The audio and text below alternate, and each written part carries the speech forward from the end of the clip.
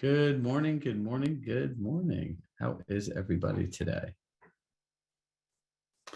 So I got a really amazing, I want to share this with all of you. So someone that sent out those customer service messages yesterday, let me share with you one of the responses that we got.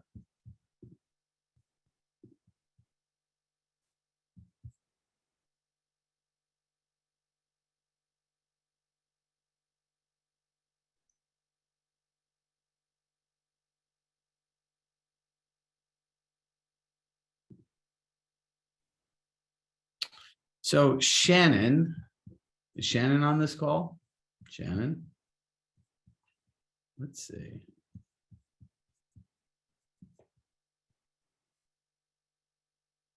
She's not here.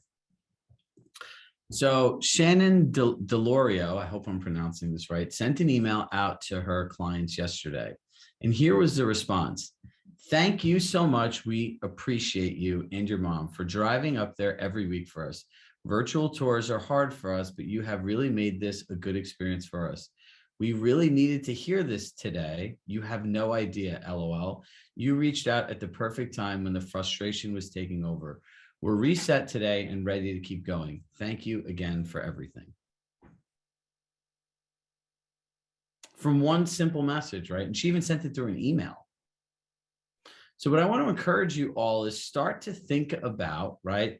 Not the micro, the macro. How are you collecting feedback and checking in with your clients throughout the process, right? Listen, if you're burnt out taking your buyers out, your buyers are burnt out too. You know that Michael Jackson song, "You Are Not Alone." You should play that with all your clients, right? Driving around lonely looking for houses. But at some point, we all have to adjust our expectations. And it all starts in the beginning, right? So, Brooke, get ready to take some notes. This is what I want to go through today with all of us. How to re-envision our buyer process, right? Because look, if you go to high-end clubs, right? Say a country club, like Wingfoot Golf Course is one of the most prominent golf courses in all of the country. And it's in the town where I grew up.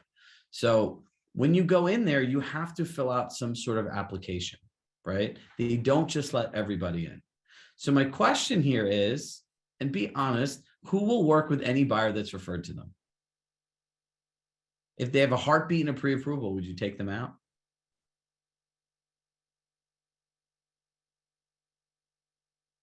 Yes. I love you, Cindy. So what you want to do is this, write down the words, standards. Tony Robbins, great quote, change your standards, change your life. So what are your standards of the person you want to work with? Right? So this is going to be an interactive session. So I'm going to be brazen and start unmuting people, but I need one word answers. Please, and this is really helps in terms of practicing sales conversations, right? Where you can be direct and to the point versus long-winded. So who wants to share a standard that they have in working with people? And I'll give you an example. If you're an individual coaching client of mine, some of my standards are you have to be willing to do things you've never been done, okay with being uncomfortable, and you have to be willing to invest into your business. If you don't want to do those three things, I'm not the right person for you. Right? So start thinking about what are your standards. So who has a standard they'd like to share? Hit that raise your hand button so I know who it is. Matt, you have your hand up. Go ahead. Or set your pen up. You can unmute yourself. Can you hear me? Yep. All right. You said one word? One sentence. Like, what's the standard? Setting expectations up front with the first conversation. So I'm going to flip this. They have, instead of setting expectations, your standard is they have reasonable expectations based on the market. Right. So setting expectations is what you want to do. I need to receive it and say that your standard is that you'll only work with clients that have a reasonable expectation of the market and what they can get. Correct? Correct. Okay. So who else has a standard? Pre-approved. That's the second one.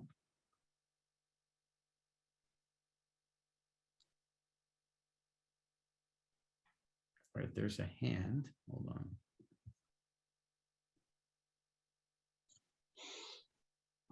I don't know how to find the hand. I think it's me, and I think I'm unmuted. I don't know. Oh, cool. There we go. How's it going? I would say open to learning. What does that mean? I think it's really challenging to work with clients who come into the process thinking that they know it all. So I need somebody that is willing to learn about the process from me, not from their friends or from their parents.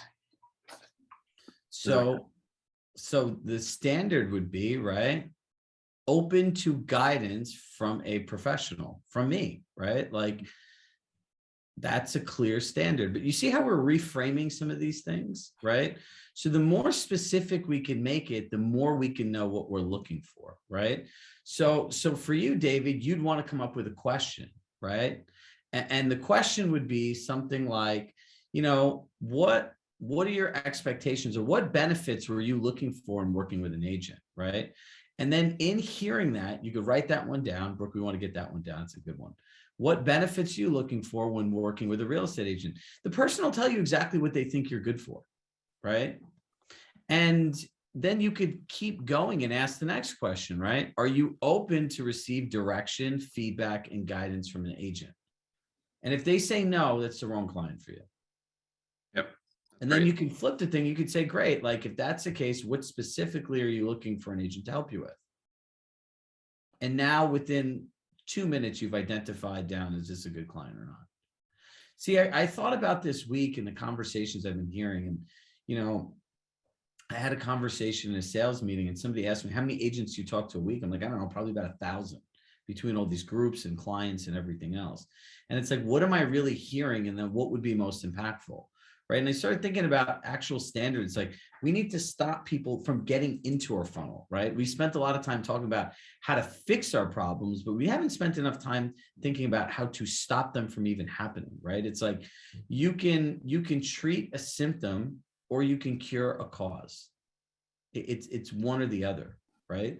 And most people in life, they just treat symptoms. When you get sick, you get Tylenol, right? But if you have a headache, there's actually a lot of things that you could do to stop that headache from happening.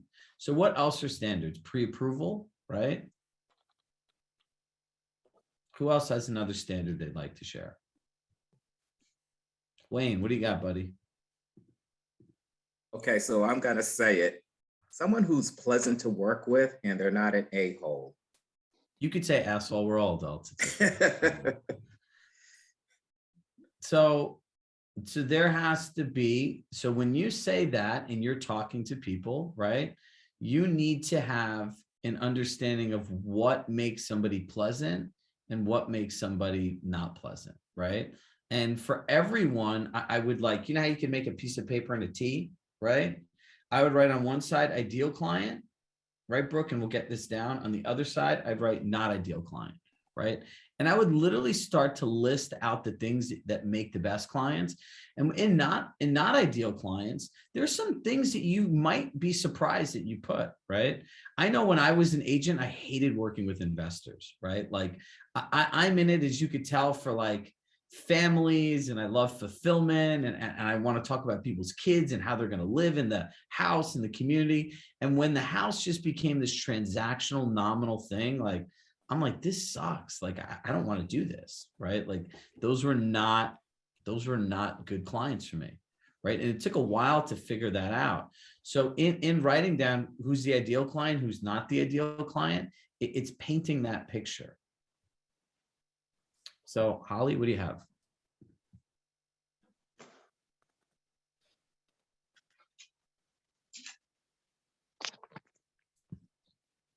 Can you hear me? I can hear you. Okay, yay.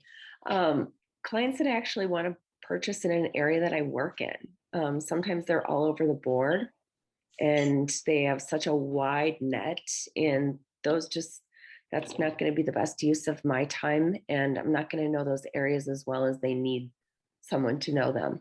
So So how definitely. many areas would you say you specialize in? I cover the West Metro area, the Twin Cities. So I would say probably 8 suburbs. Perfect. So you're going to say, hi, my name is Holly. I specialize in the 8 suburbs. And when people ask you to do that, you can say, hey, I'll partner with another agent and we'll work together to help you. Right. And Yep. well, no, we really want you to bring there. And you're just going to say, I'm sorry. I like using the word ethical, right? I don't find it very ethical to help someone in an area that I know nothing about and I know someone else could do it better than me. I'm happy to be part of the transaction, but I can't be in charge of doing it. Okay. That's it. Yep. You know, there's a thing in the code of ethics, and this came up during when there were short sales.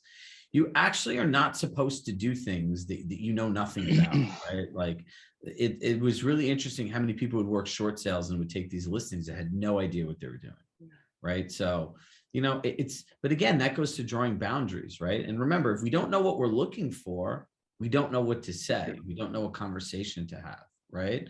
So like in doing this, that goes into the ideal client, the non-ideal client, right? Like not ideal client, one undecisive of where they want to move. Right. So who else has something else they want to share?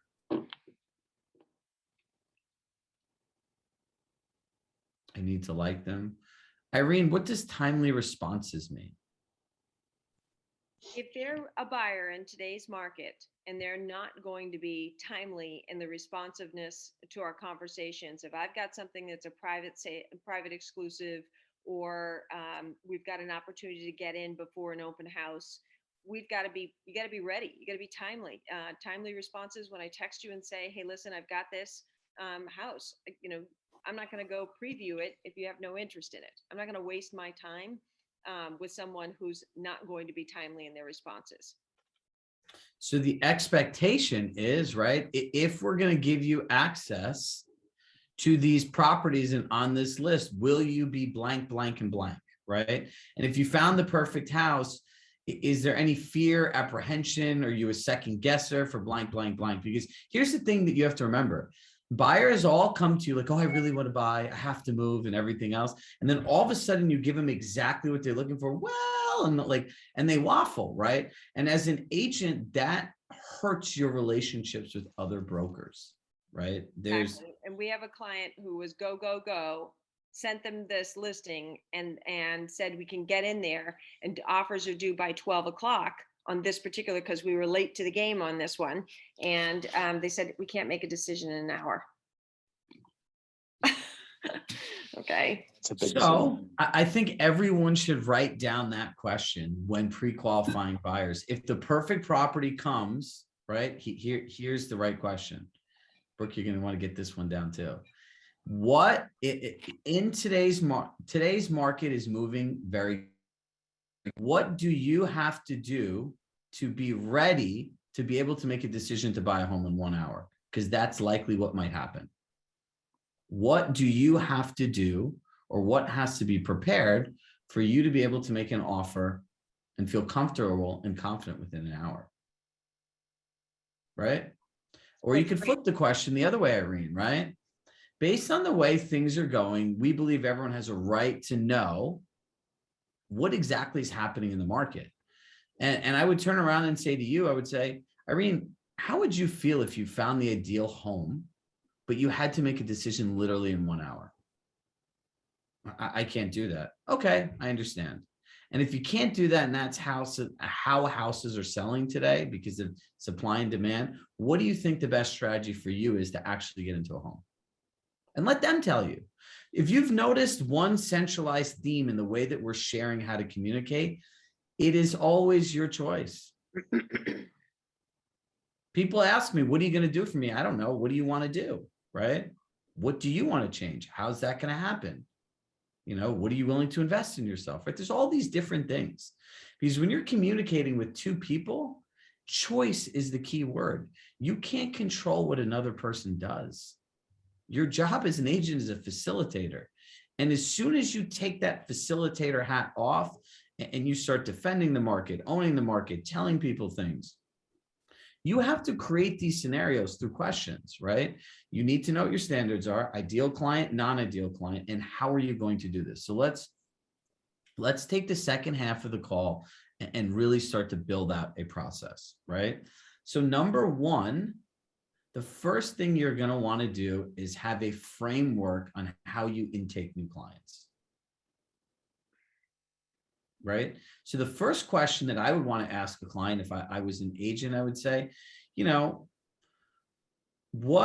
based on your research, what are your expectations of the market today? Right? Like ask them, what are their expectations? Do you think it's competitive? And I would just ask a question, be quiet, right? You might need to prompt them, like, what do you mean? Do you think it's competitive? Do you think you could find a deal?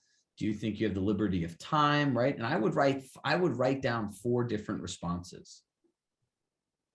Right. So Brooke, we would ask the question, what are your expectations in the market? Do you feel that buyers have time to make decisions? Do you feel it's really competitive? Do you feel that you have the power of choice? Or are you looking for more information on what the market is?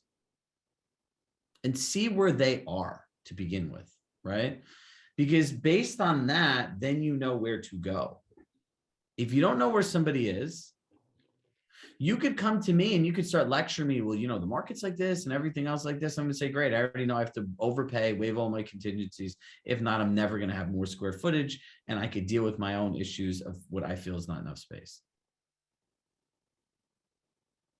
Right? And the next question is, given the way the market is, what makes this the right time to make a move for you?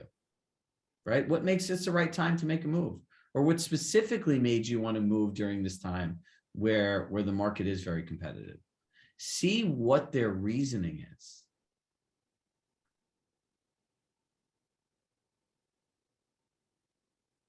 Number 3 is the talk, right? Has anyone taken the time to share with you what it takes to win a home in this market?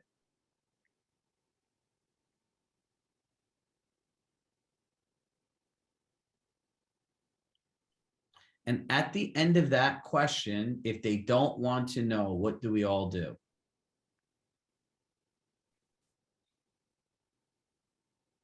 Bye-bye. Okay, so now I see some people's faces. They're like, oh shit, like what happens if this is a referral from my best friend? What happens if it's a family member? Like who here hit yes and the thing is stuck when if someone says they don't want to know what to say?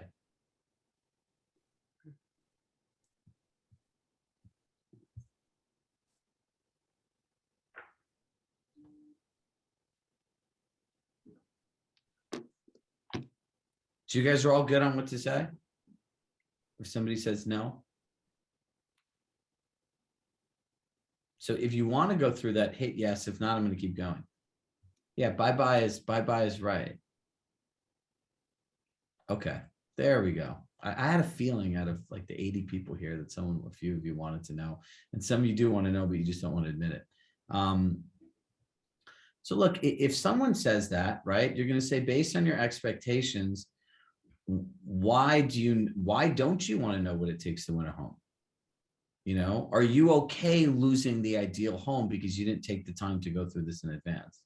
And then in the end, you're just going to have to draw a line and say, look, in today's market, actually, I'll rephrase this. I would say to us, based on our knowledge of what's been happening and what's made our clients successful, I don't find it the right thing to do to bring people out and have them spend their time when getting a house. You have to make a quick decision. You have to share the market. And I'm literally setting you up for failure in the beginning. And if you're not committed to knowing what it takes to win a house, I can't add you into my schedule because it's a lot of work on our end. Finding off-market properties, following up with every agent, proactively making phone calls. And if you're not looking for this type of agent, that's fine. There's a lot of people you could work with, but these are the standards I have in working with people. You know? There's hundreds of people that'll just take people out with a heartbeat and a pre-approval. Everyone wants to move.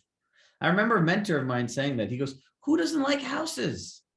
You get to go place to place. You get to talk with people. Some people put out food and snacks, and you get to see different stuff. It gives you things to do. Right? Remember how all of us in our business practice being busy because it makes us feel good, right? Busy versus productive. You don't think people do that too?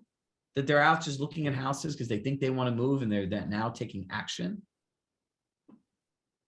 So the next part goes, how do I share the market? Right? How do I share the market? Right? So that's another thing. Julie brought up a good point, right?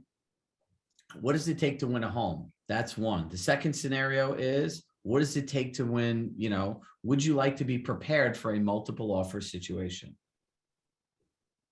If they say no, and you're going to say the last 10 homes that you're looking in the area sold for multiple offers, wouldn't it be great to be prepared versus overwhelmed?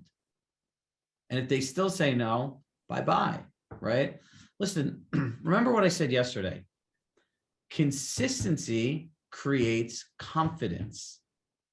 Inconsistency creates consistent self-doubt. You can't do this without saying it over and over and over again. And I would start with practicing with each other.